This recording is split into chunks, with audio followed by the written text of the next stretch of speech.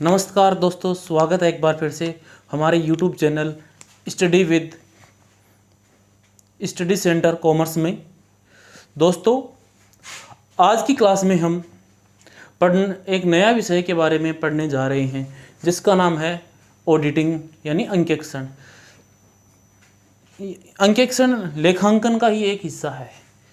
अंकेक्षण लेखांकन का ही एक हिस्सा है जिसका हम सामान्य अर्थ की बात करें तो अंकेक्षण का सामान्य अर्थ होता है लेखों की जांच करना। विस्तार से हम इसकी परिभाषा बाद में पढ़ेंगे, लेकिन यहां पर हम बात कर रहे हैं सामान्य अर्थ की।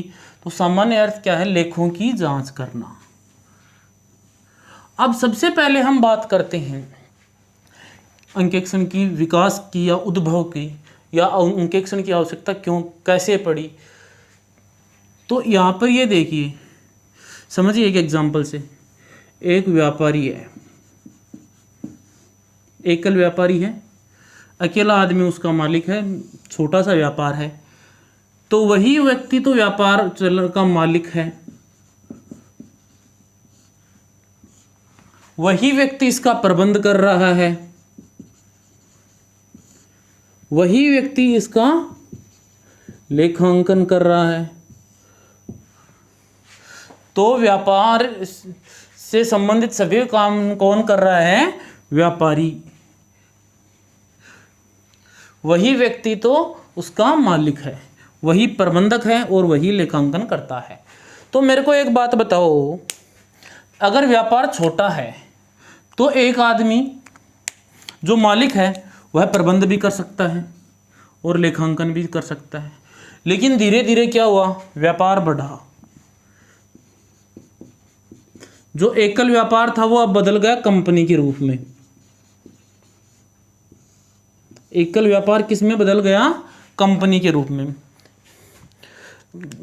तो कंपनी के रूप में बदला तो जो मालिक थे, मालिक अब कौन हो गए?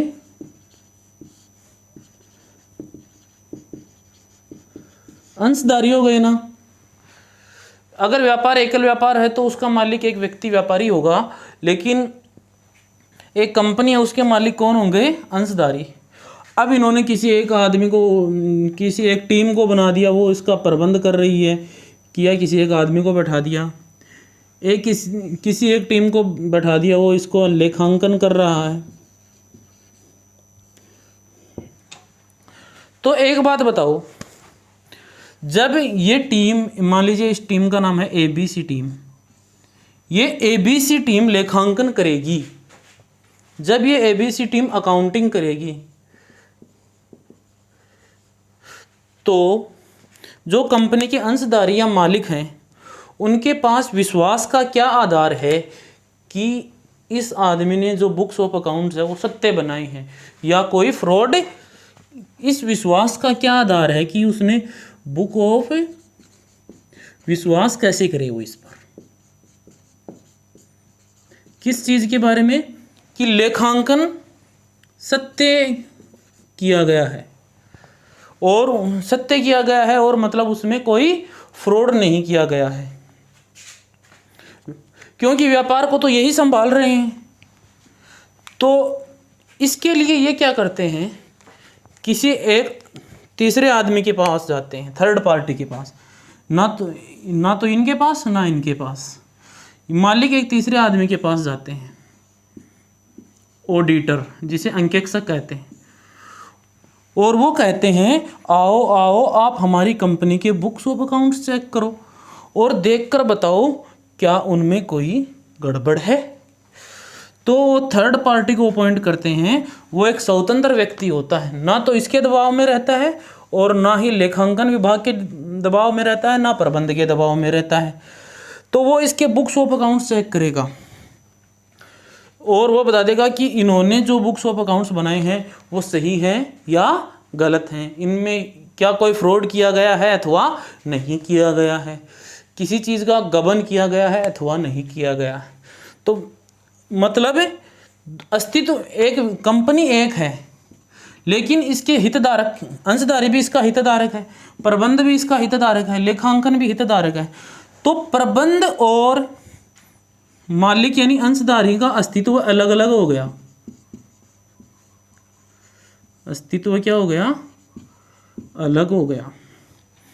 तो हमें किसकी आवश्यकता पड़ी? इस अस्तित्व अलग हुआ तभी तो हमें लेखा पुस्तकों की जांच की आवश्यकता पड़ी और हमें एक बाहर से आदमी बुलाना पड़ा। यहाँ पर मालिक, प्रबंध और लेखांकन एक ही आदमी कर रहा था, तो हमें इनकी जांच की कोई आवश्यकता नहीं थी। तो लेखा पुस्तकों की जांच की सबसे पहले आवश्यकता क्यों पड़ी थी? क्योंकि जब अंशधारी और प्रबंध दोनों का अस्तित्व अलग अलग था, इसके कारण लेखा पुस्तकों की जांच की आवश्यकता पड़ी। इसके बाद में हम यह बिल्कुल एक छोटी, इसके बाद में हमारा अंकेक्षण का एक पूरा कंसेप्ट डेवलप हुआ जो आज के समय में बहुत व्यापक है।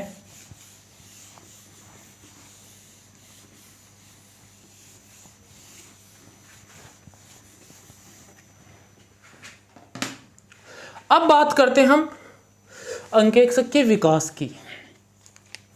तो एक बात बताओ, अंकेक्षण किसकी जांच कर रहा है? लेखों की जांच कर रहा है ना। तो जब से लेखे आए हैं तब से ही अंकेक्षण आया होगा। लेखे यानी दोहरा लेखा प्रणाली। तो दोहरा लेखा प्रणाली कब आई?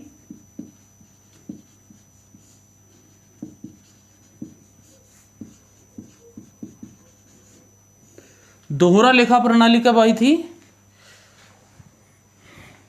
दोहरा लेखा प्रणाली आई थी 1494 में। तथा कौन लेके आया था? लुकास पियोसली। तो जैसे जैसे लेखांकन का विकास हुआ, साथ साथ ही अंकेक्षण का विकास हो गया। क्योंकि जैसे मान लीजिए आपको किसी लेन देन का लेखा करना है, तो उस जिस तरह से वो लेखा किया जाएगा, जांच भी तो उसी प्रक्रिया के तहत होगी ना।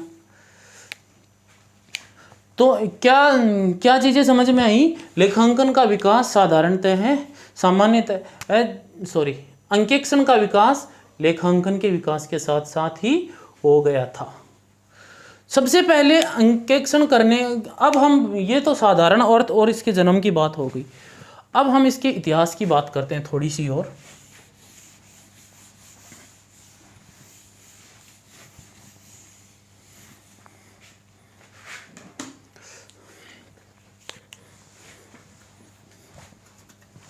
सबसे पहले 1862 में ब्रिटिश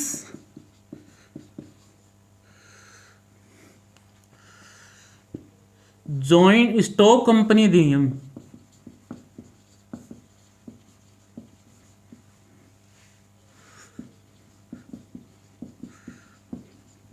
ब्रिटिश स्टॉक कंपनी अधिनियम के तहत यह प्रावधान लिया गया कि आप पेशेवर अंकेक्षक को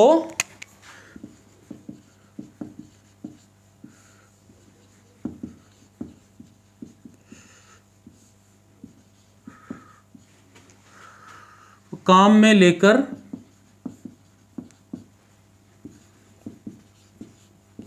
अंकेक्षण को वैकल्पिक रूप से कर सकते हैं।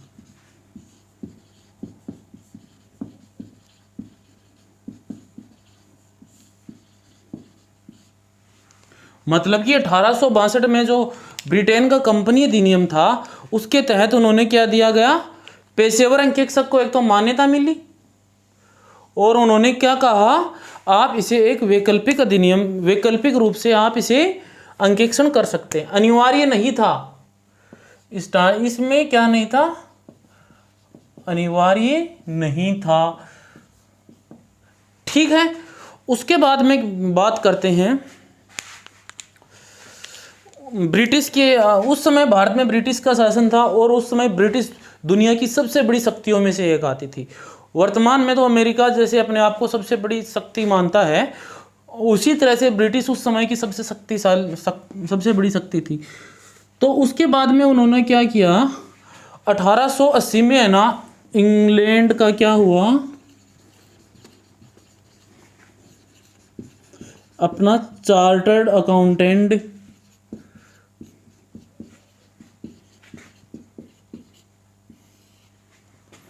संस्थान की स्थापना की गई।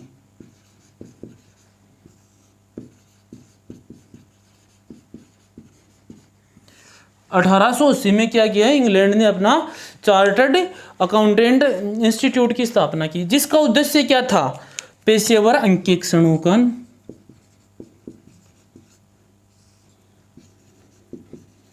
पेशेवर अंकेक्षकों को तैयार करना।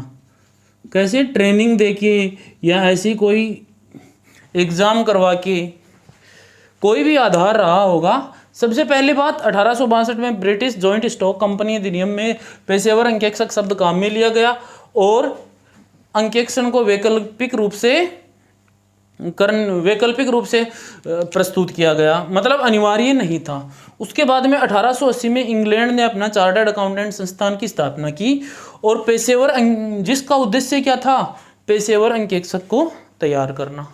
अमेरिका में बात करें तो अमेरिका में सबसे पहले अंकेक्षण कब आया था, अमेरिका में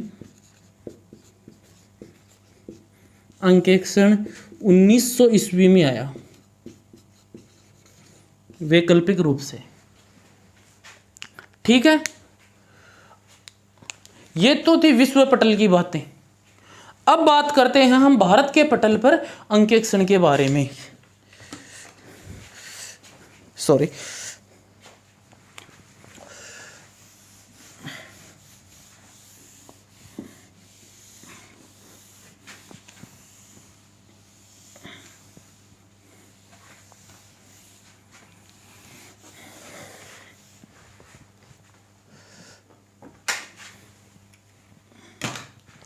अब भारत में क्या हुआ, 1857 में सबसे पहले वैकल्पिक रूप से ऑप्शन दिया।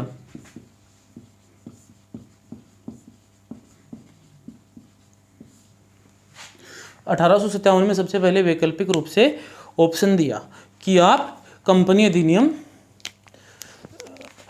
अब बात करते हैं उसके बाद में भारत में क्या हुआ, उसके बाद में बात करते हैं भारत में सीधा 1913 में आते हैं।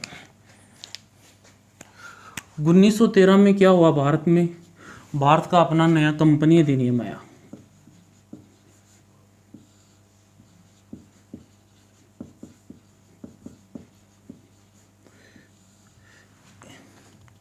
अभी तक भारत में 1913 तक भारत में अंकेक्षक सिर्फ विकल्प के रूप में काम किया जा रहा है। 1913 में भारत का अपना कंपनी अधिनियम आया, जिसके दौरान कुछ कंपनियों के लिए अंकेक्षण क्या कर दिया गया, अनिवार्य कर दिया गया। सभी के लिए अनिवार्य नहीं किया, लेकिन कुछ कंपनियों के लिए अंकेक्षण क्या कर दिया गया, अनिवार्य कर दिया गया। अब यहाँ पर अंकेक्षण अनिवार्य तो कर दिया, लेकिन एक बात बताओ, अंकेक्षण करेगा कौन, समस्या थी। तो उन्होंने क्या किया, प्रांतीय सरकार है, यानी जो राज्य की सरकार है,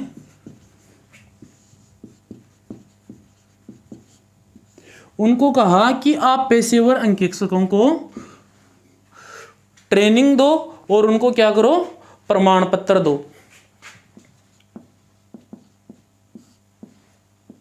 उस समय अंकेक्षण कौन कर सकता था, प्रांतीय सरकार द्वारा प्रमाण पत्र प्राप्त व्यक्ति।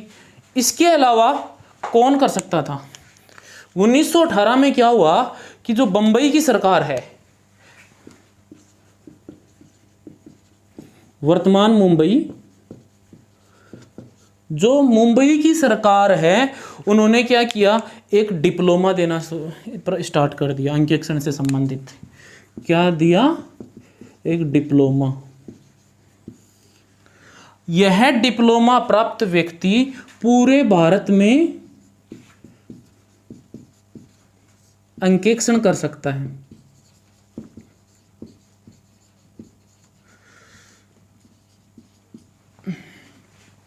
मतलब या तो प्रांतीय सरकार से प्रमाण पत्र प्राप्त व्यक्ति, या फिर जो बंबई की सरकार ने जो डिप्लोमा देना प्रारंभ किया था, कोई कोर्स प्रारंभ किया था, और वह डिप्लोमा प्राप्त करने वाला व्यक्ति पूरे भारत में क्या कर सकता है, अंकेक्षण कर सकता है। अब 1913 में अब बात आई 1930 में 1930 में क्या किया, केंद्र सरकार ने अंकेक्षण के कार्य को पूरी तरह अपने हाथों में ले लिया। अभी तक देखिए जैसे प्रमाण पत्र देने का कार्य कौन कर रही थी, प्रांतीय सरकार। 1930 में क्या किया, केंद्र सरकार ने अंकेक्षण के कार्य को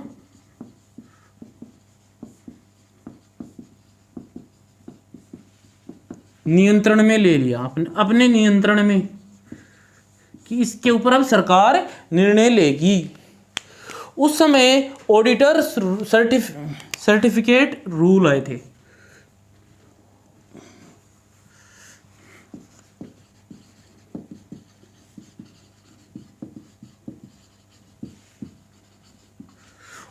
ऑडिटर सर्टिफिकेट रूल 1932। अब इस रूल के अनुसार क्या किया गया, इंडियन अकाउंटेंसी बोर्ड की स्थापना की गई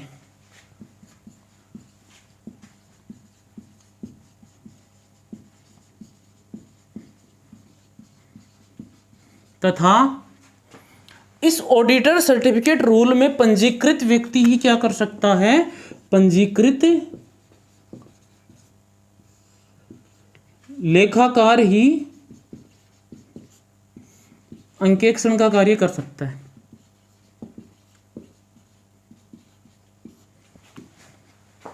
मतलब ऑडिटर सर्टिफिकेट रूल 1932 में पंजीकृत लेखाकार ही उस समय अंकेक्षण का कार्य कर सकता था। अब धीरे धीरे समय और बढ़ा, बात आई 1949 में। 1947 में भारत आज़ाद हुआ। 1947 में इंडिया ने अपना चार्टर्ड अकाउंटेंट एक्ट पारित किया।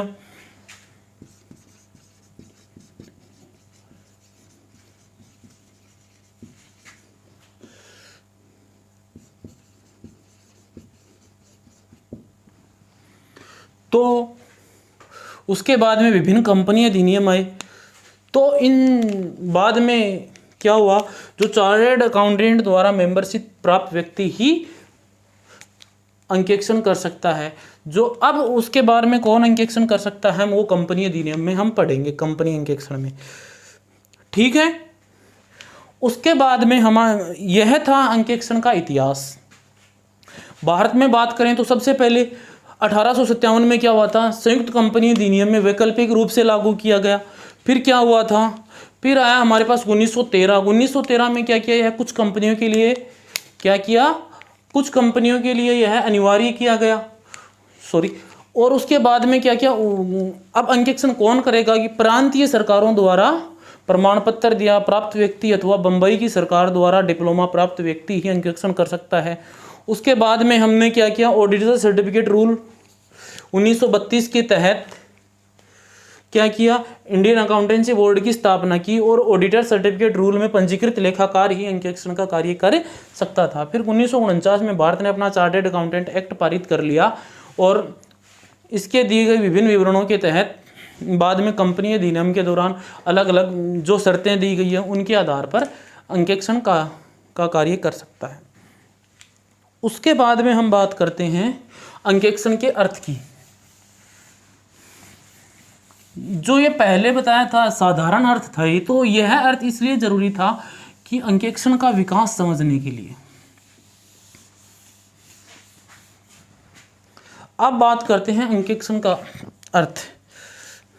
अंकेक्षण का विकास ओडियर शब्द से हुआ है,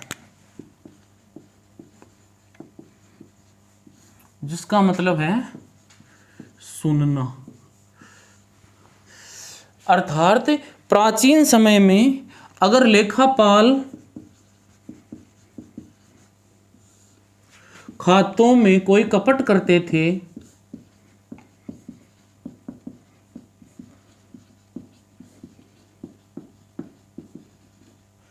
या फिर कोई अन्य व्यक्ति खातों में कोई कपट मिलता था तो उसको लेखाकार कंपनी जो बोलकर बताता था और उनसे जो पक्षकार थे वो सुनते थे। सुनते थे कि खाते में कहाँ पर मिस्टेक है। आई बात समझ में? सामान्यतः यह रोकड़ की गबन से संबंधित होता था।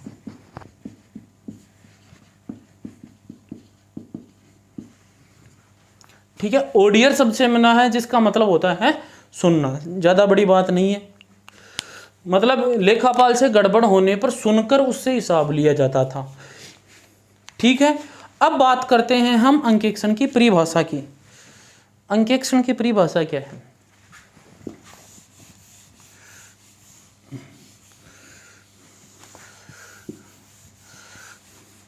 पहले इसकी परिभाषा लिख लेते हैं।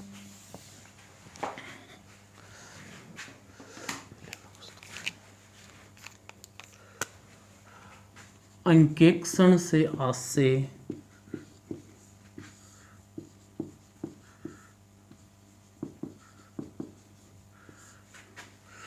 लेखों एवं विवरणों की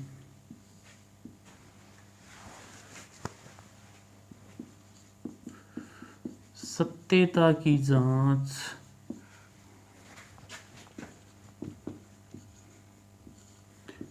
सबूतों के आधार पर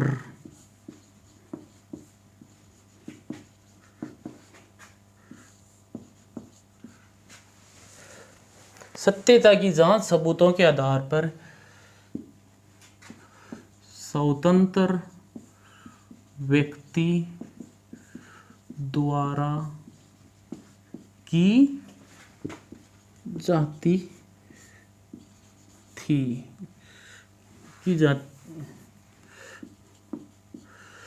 अंकेक्षण से ऐसे लेखों एवं विवरणों की सत्यता की जांच सबूतों के आधार पर स्वतंत्र व्यक्तियों द्वारा की जाती है।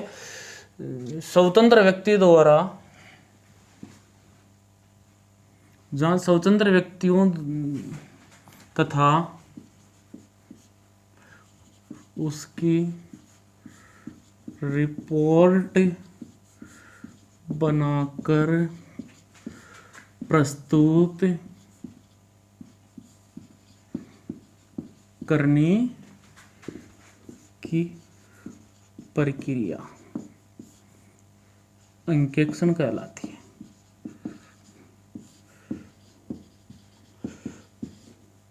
थोड़ी सी लेंदी जरूर है, इसकी छोटी परिभाषा भी लिखा देंगे हम।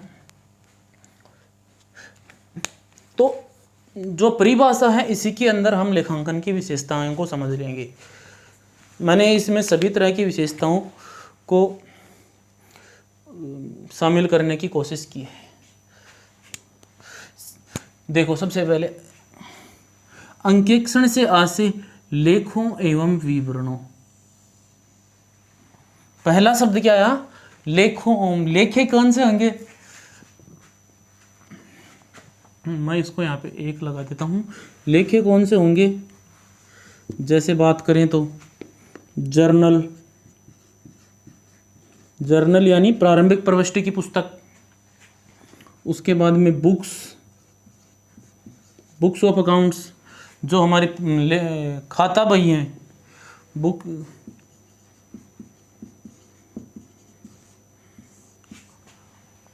विवरण कौन से होंगे? स्टेटमेंट ऑफ P&L,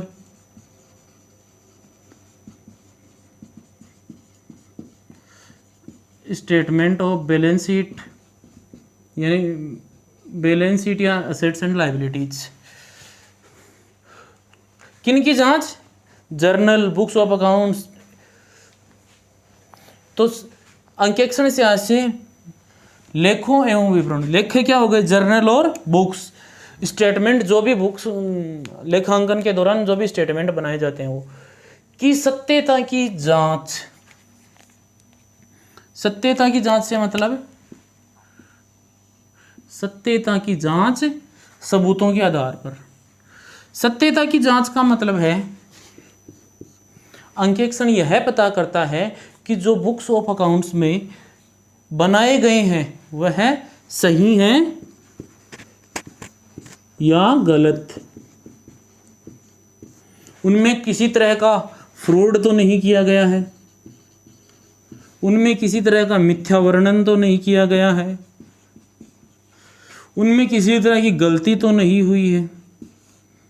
अब ये जांच कैसे करेगा? जांच के लिए, किसी भी जांच के लिए सबसे महत्वपूर्ण चीज क्या है? सबूत। बिना सबूत के कोई भी जांच संभव नहीं है। अब वो बात करते हैं, जैसे हमने एंट्री कर दी कि 5 लाख रुपए का सामान खरीदा, 5 लाख रुपए का परचेज की। इसके लिए वो क्या करेगा? अब उसको तो जांच करनी है कि ये ट्रांजैक्शन सही है अथवा नहीं। इसके लिए वो क्या करेगा? इसका बिल चेक करेगा। अगर जरूरत पड़े तो हो सकता है जिस कंपनी से ये सामान खरीदा है उससे बात करके देख ले। तो इसके लिए सबूत क्या हुआ? ये बिल। और क्या हो सकता है? Stock register. अगर सामान खरीदा है तो स्टॉक में भी आया होगा, तो हम ये देख सकते हैं क्या स्टॉक रजिस्टर में वो सामान आया नहीं है। और जाके क्या सकता है? फिजिकल वेरीफाई कर सकता है। मान लीजिए 5 लाख का सामान आया और उसमें से कहा आपने 1 लाख का बिका, तो 4 लाख का सामान हमारे पास होना चाहिए ना, तो जाके फिजिकल वेरिफिकेशन भी कर सकता है। तो खातों की सत्यता की जांच किस आधार पर? सबूतों के आधार पर। आगे एक और शब्द आया है, स्वतंत्र व्यक्ति द्वारा। स्वतंत्र व्यक्ति, मैंने अभी आपको बताया स्वतंत्र व्यक्ति द्वारा क्या मतलब है? ना तो वह अंशधारियों के दबाव में होगा, ना तो वह अंशधारियों के दबाव में होगा। दबाव किसी भी तरह का हो सकता है, सामाजिक, राजनीतिक, पारिवारिक, आर्थिक, ना ही वह प्रबंध की किसी भी तरह से दबाव में होगा। दबाव की बात करें, जैसे सामाजिक दबाव की बात करें, मान लीजिए वो दोनों आपस में रिश्तेदार हैं, तो ये तो पारिवारिक दबाव हो गया।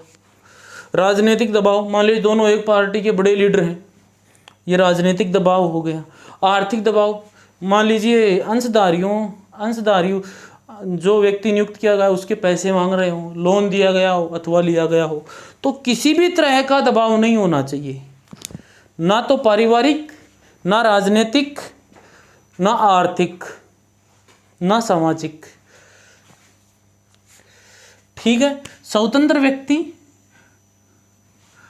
और उसकी रिपोर्ट बनाकर, यहां पे क्या आया? रिपोर्ट। अब रिपोर्ट से क्या से, जब अंकेक्षण यह जांच करेगा कि जो बुक्स ऑफ अकाउंट्स वो सही हैं या गलत हैं, तो वो उसकी एक रिपोर्ट बनाएगा जिस पे वो लिखेगा कि हमने बुक्स ऑफ अकाउंट्स की जांच करी, हमने स्टेटमेंट की जांच करी, इनकम स्टेटमेंट की जांच करी, जिसमें हमने ये पाया कि ये गलतियां हैं या फिर गलती नहीं पाई गई, पूरी सभी करें उचित रूप से थी, लेखों में दी गई सूचनाएं पर्याप्त थी और सही थी, तो वो एक रिपोर्ट बनाकर देता है। रिपोर्ट में क्या लिखता है?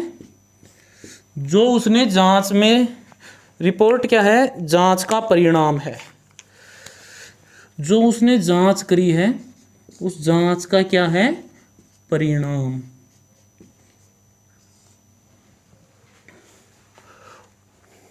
और उसके बाद में क्या है? प्रस्तुत करना। रिपोर्ट को क्या करना है आपको? प्रस्तुत करना। प्रस्तुत किसको करेगा? कंपनी के अंशधारियों को। अंशधारियों को ही तो प्रस्तुत करेगा।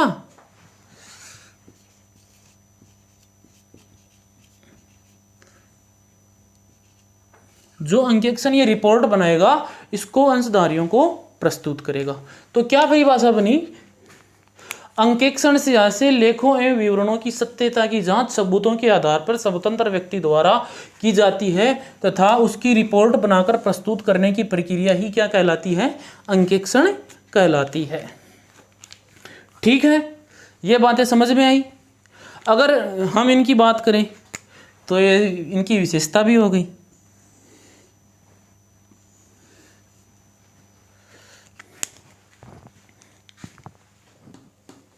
अब कुछ वैज्ञानिकों के अनुसार, कुछ जो जानकार हैं, विद्वानों, सॉरी वैज्ञानिक नहीं विद्वान, उनके अनुसार परिभाषा लिख लेते हैं अंकेक्षण की।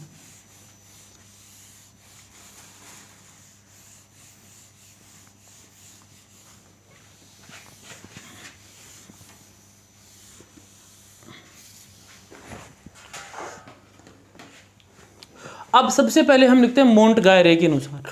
मोंटगायरे के अनुसार सॉरी यार, माइक में पैर फंस जाता है।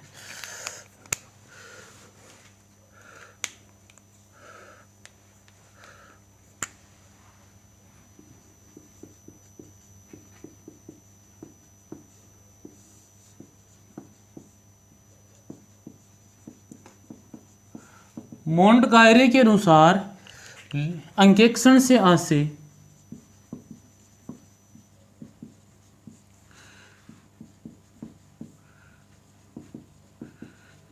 किसी व्यावसायिक संस्था या कंपनी की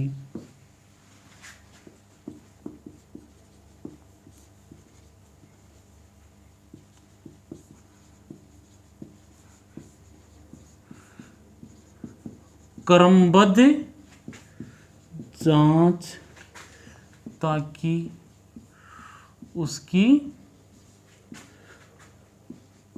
वित्तीय परिचालन संबंधी रिपोर्ट, वित्तीय और परिचालन संबंधी रिपोर्ट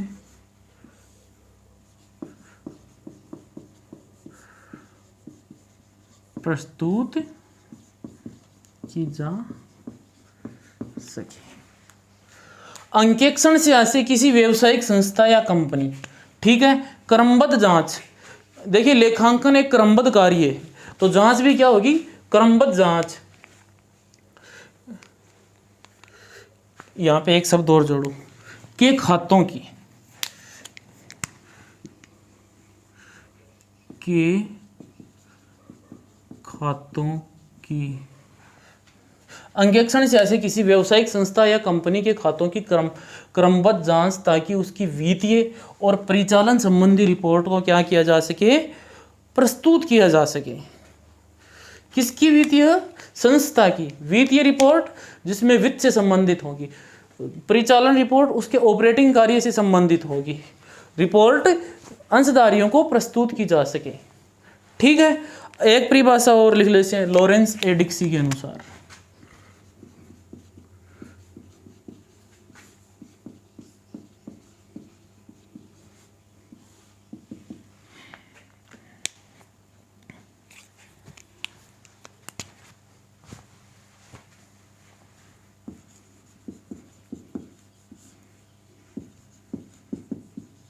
खातों में हिसाब किताब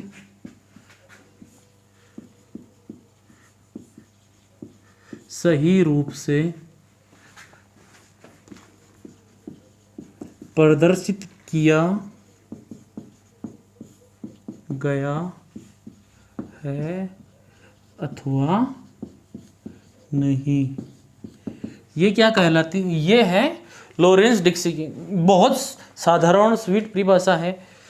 खातों में हिसाब किताब सही रूप से प्रदर्शित है अथवा नहीं, ठीक है। ये दो विद्वानों के अनुसार हमने परिभाषाएं लिख ली, हमने इनकी विशेषताओं के बारे में बात कर ली। आज की क्लास में इतना ही। बहुत बहुत धन्यवाद हमसे जुड़ने के लिए। आगे की क्लास में हम अंकेक्षण के बारे में और बहुत सारी बातें पढ़ेंगे। अंकेक्षण का पुस्तपालन से क्या संबंध है, लेखांकन से क्या संबंध है, और खोजबीन से अंकेक्षण का क्या संबंध है, अंकेक्षण के उद्देश्य क्या हैं। इसी तरह के बहुत इंटरेस्टिंग टॉपिक हम आगे पढ़ते रहेंगे।